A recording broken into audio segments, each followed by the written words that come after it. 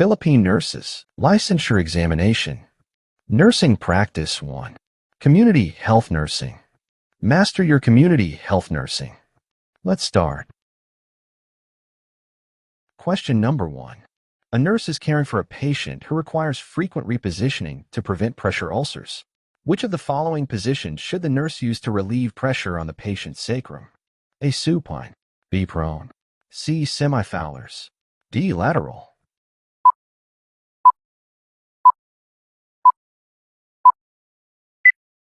Correct answer. D. Lateral. Explanation.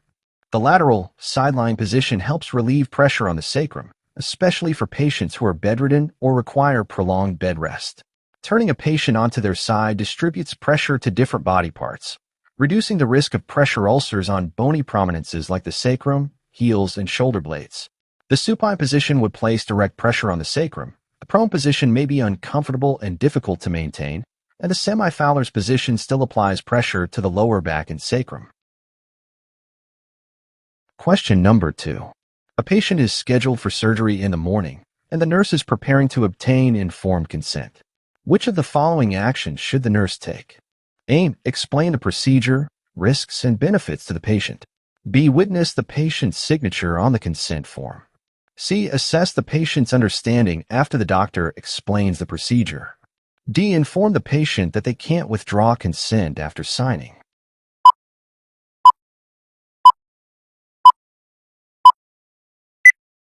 Correct answer. B. Witness the patient's signature on the consent form. Explanation. The nurse's primary responsibility in the informed consent process is to witness the patient's signature, ensuring that the patient has signed voluntarily and is competent. The nurse is not responsible for explaining the procedure, as this is the duty of the physician performing the procedure. However, the nurse can clarify and reinforce information, ensuring that the patient understands what has been explained by the doctor. Additionally, patients maintain the right to withdraw consent at any time, even after signing. Question number 3. A patient with limited mobility is at risk for skin breakdown. Which of the following interventions should the nurse implement to prevent pressure ulcers? A. Massage bony prominences frequently. B. Apply a moisture barrier cream after bathing. C. Limit the patient's fluid intake. D. Decrease the frequency of repositioning.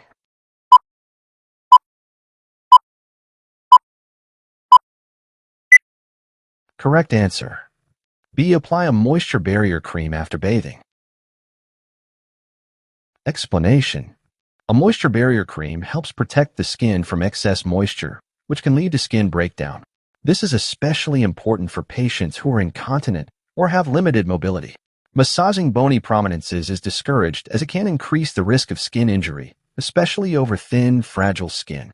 Limiting fluid intake is not advisable because hydration supports skin health, and decreasing repositioning frequency would increase the risk of pressure ulcers. Question number 4. When assessing a patient's pain level, which of the following methods should the nurse use for a nonverbal, elderly patient with cognitive impairment? A. Ask the patient to rate their pain on a 0 to 10 scale. B. Observe for nonverbal indicators of pain, such as facial expressions and body movements. C. Encourage the family to interpret the patient's pain level. D. Use the Wong-Baker Faces pain rating scale.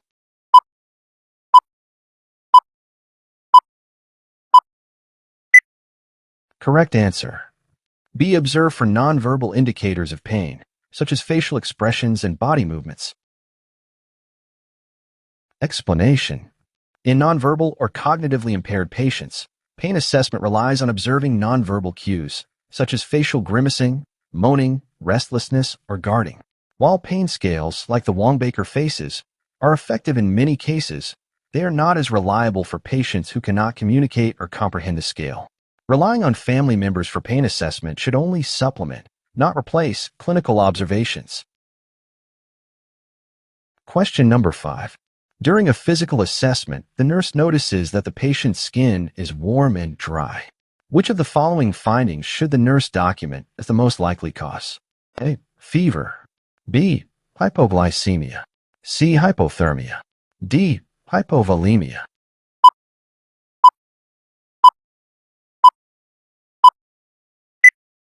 Correct answer.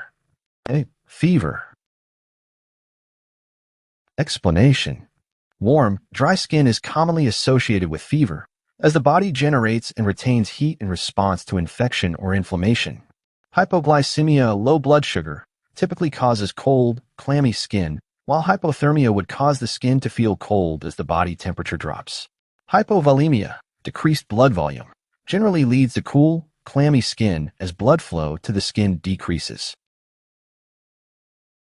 Question number 6. A nurse is educating a patient with diabetes on the importance of foot care. Which of the following statements by the patient indicates a need for further teaching? A. I should check my feet every day for cuts or sores. B. I can soak my feet in hot water to relax them.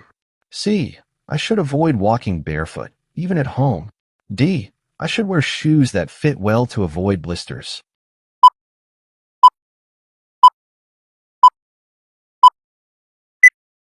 Correct answer. B. I can soak my feet in hot water to relax them. Explanation. People with diabetes should avoid soaking their feet in hot water because it can lead to burns and skin damage due to decreased sensation in the feet, neuropathy. They are encouraged to inspect their feet daily, avoid walking barefoot to prevent injury, and wear well-fitting shoes to prevent blisters and cuts. Question number 7. A nurse is performing hand hygiene before entering a patient's room. According to standard precautions, which of the following is the minimum time the nurse should wash their hands with soap and water? A. 5 seconds. B. 10 seconds. C. 15 seconds. D. 20 seconds.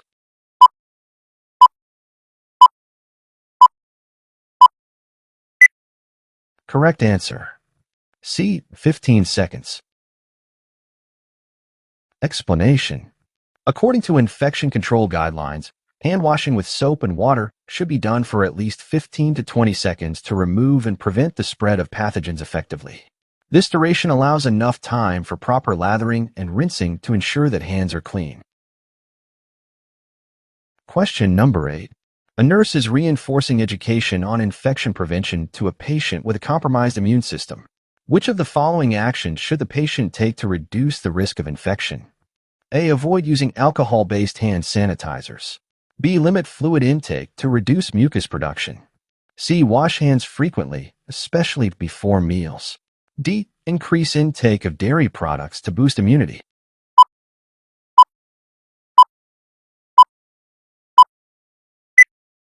Correct answer. C. Wash hands frequently, especially before meals.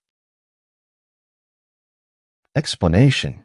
Frequent hand washing is one of the best ways to prevent infection, especially for immunocompromised individuals. Alcohol-based hand sanitizers can be effective when soap and water are unavailable. Limiting fluid intake or increasing dairy does not specifically help with infection prevention. In fact, adequate hydration is beneficial. Question number 9. While assessing a patient's vital signs, the nurse notes a pulse rate of 45 beats per minute. Which term should the nurse document to describe this finding? A. Bradycardia. B. Tachycardia. C. Arrhythmia. D. Hypertension.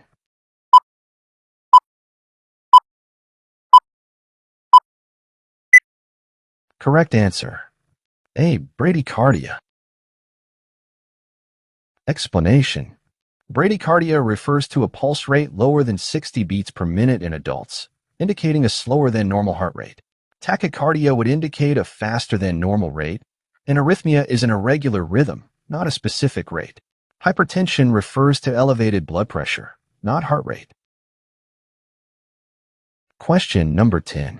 The nurse is caring for a patient with impaired hearing. Which of the following interventions should the nurse implement to improve communication? A. Raise the pitch of the voice. B. Speak slowly and distinctly. C. Cover their mouth while speaking. D. Stand behind the patient while talking.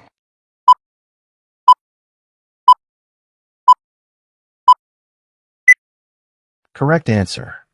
B. Speak slowly and distinctly. Explanation.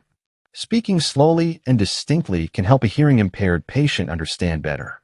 Raising the pitch can make it harder for some hearing-impaired individuals to hear, as high-pitched sounds may be harder to discern. Covering the mouth or standing behind the patient would further hinder communication, as many hearing-impaired individuals rely on lip reading.